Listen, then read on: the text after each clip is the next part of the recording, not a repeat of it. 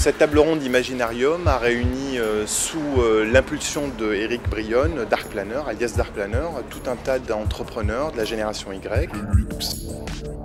Alors l'Imaginarium, c'est quoi? C'est un lieu magique pour exciter l'imagination. Et je trouve que c'est le lieu le plus juste pour parler d'un luxe qu'est en train de créer la génération Y. La génération Y.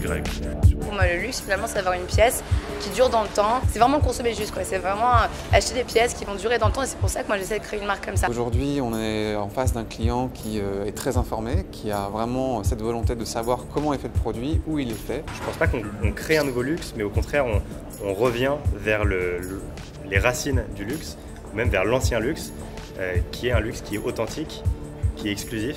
C'est ni plus ni moins que c'est quoi le vrai luxe, quelque part. Ce luxe qu'on voit à travers le mastige un peu partout perd l'essence vraiment de cette rareté et ça nous rappelle un peu aussi un luxe qui se connecte au temps long. Les nouveaux consommateurs sont sensibles aux histoires que l'on raconte, deux, à l'expérience en tant que telle.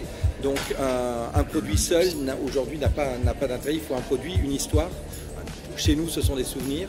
Et autour de tout ça, une expérience qui va vous emporter loin, très loin. C'est tout sauf le luxe de papa et maman. C'est une nouvelle façon de consommer. C'est une génération très sensible à l'instantané, à l'immédiateté. J'ai l'impression que la génération Y, c'est un amas de plein de tendances et qu'elle change très facilement et très vite. On voit une forme de fracture qui est en train de se naître.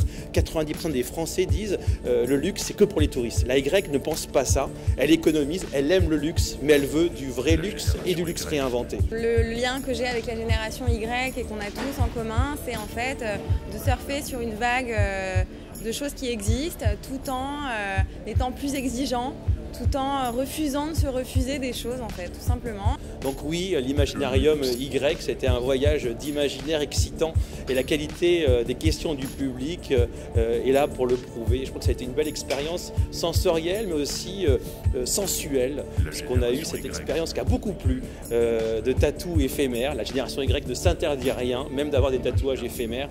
Et là, c'est la marque DCR que j'adore, qui a créé le tatou du livre et nombre de jeunes femmes se sont fait tatouer pendant qu'on discutait. C'est ça aussi l'Imaginarium.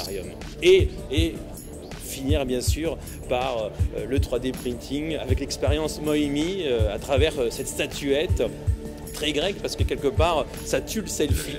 Le temps long, toujours on retrouve ce voyage dans le temps et c'est le portrait bourgeois réinventé, le musée Greffin 2.0 et Margot Lundberg a prêté ses traits et sa mode à cette statuette. Le BHV Le Marais est en train de prendre un vrai tournant et s'adresser à cette génération de plus en plus et je trouve que c'est intéressant d'utiliser cette cour et ces espaces pour faire des conférences sur une cible qui est de plus en plus une cible génération Y.